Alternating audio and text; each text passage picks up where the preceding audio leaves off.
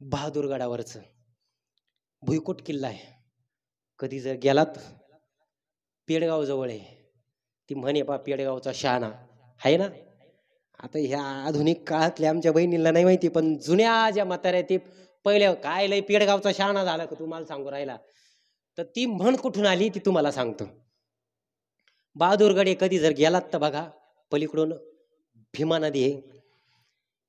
त्या बहादूरगडावर भला मोठा खजिना आलाय आणि जातीवंत अरबी घोडे आले, ही खबर मिळते राजांना.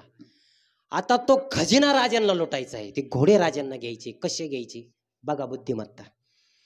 आता ह्या मोहिमेकरता राजांनी काय केलं, या मोहिमेकरता 7,000ची फौज निवडली. किती? 7,000ची फौज. फौजेचे 2 टप्पे केले, एक 5,000ची फौज आणि एक 2,000ची फौज. 2 टप्पे.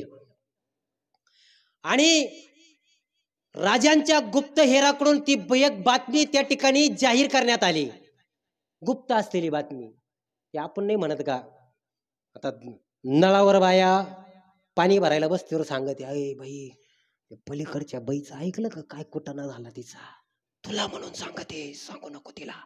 अशी म्हणून म्हणून ती बातमी गावभर झालेली असते.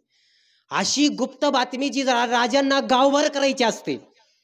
राजे काय सांगतात, पश्चिमेच्या दरवाजाकडून 2,000 मराठी येणार आहे. कुठून? बहादूरगडावर पश्चिमेच्या दरवाजाकडून. जी गुप्त असलेली जगजाहीर बातमी ती राजांना पोचवायचीच असते. आता ती गुप्त बातमी बहादूर खानाच्या गुप्त हेराकडून बहादूर खानाला कळते. बहादूर खानाला चेव येतो, अरे आपलं गुप्तहेर खातं किती सक्षम आहे. काय म्हणतो, आपलं गुप्तहेर खातं किती सक्षम आहे. गुप्त बातमी समजली, येऊ द्या, आतमध्ये आले तर गाडून टाकू, गाडून. तो म्हणतो, तो काय करतो, पुढचं सगळं सैन्य मोकळं करून सारं मध्ये ठेवतो. येऊ द्या, मध्ये आले तर गाडून टाकू कार्यक्रम. म्हणून हा काय करतो, पश्चिमेचा दरवाजा मोकळा ठेवतो, सगळं सैन्य मध्ये दाबून ठेवतो. आता ठरलेल्या नाटकाप्रमाणे जे नाटक रंगमंचावर जाऊन फक्त वठवायचंय, हे 2,000 मराठी येतात ठरल्याप्रमाणे. पश्चिमेचा दरवाजा सगळा मोकळा राहतो, हे मध्ये येतात, हे अगदी तयारच एकदम आस्ते कदम. हे 2,000 मराठी मध्ये घुसतात.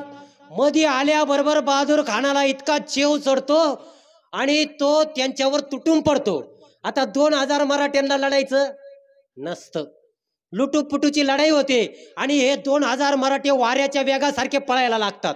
आता मराठी पळतायत, हे पहिल्यांदा पाहायला मिळते. मराठी कधी पळत नाही, पहिल्यांदा पाहायला मिळतंय. बहादूर खान म्हणतो, अरे मराठी पळतायत, इतिहासात मराठी पहिल्यांदा पळतायत, परत पाहायला मिळणार नाही.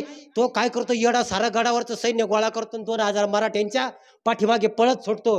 मराठी असे बेफाम पळायला लागतात.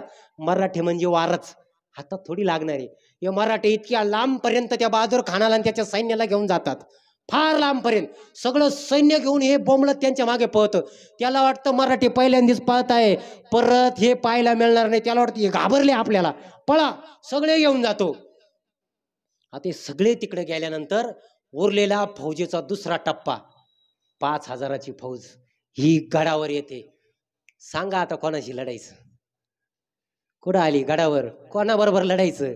गडावर कोणीच नसतं, सारे कुठं 2,000च्या मागं. पहा बुद्धिमत्ता, सगळे घेऊन जातो. गडावर कोणाचाच पत्त्या नाही. मग आता काय करायचं? खजिना कोणाचा? त्यांचाच.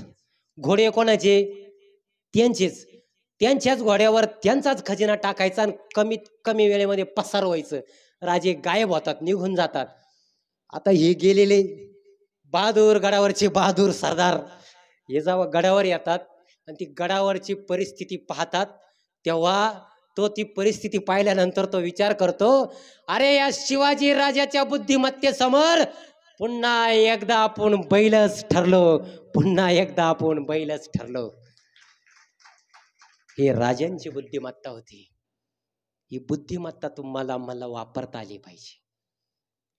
कमी माणसामध्ये सुद्धा जग जिंकता येतं, हे राजांकडून शिकलं पाहिजे. आपण शाळेत असताना सुद्धा जरी आपल्याला जास्त काही जरी आलं नाही तर असं काही समजायचं नाही की आपण अभ्यासात कमी आहे, बरं का दिद्यांनो. असं समजायचं नाही की आपण अभ्यासात कमी आहे, अजिबात नाही. कमी असणारेच इतिहास करत असतात, बरं का, लक्षात घ्यायचं कधी. राजांचे किती मोठे उदाहरण आपल्या समोर आहे.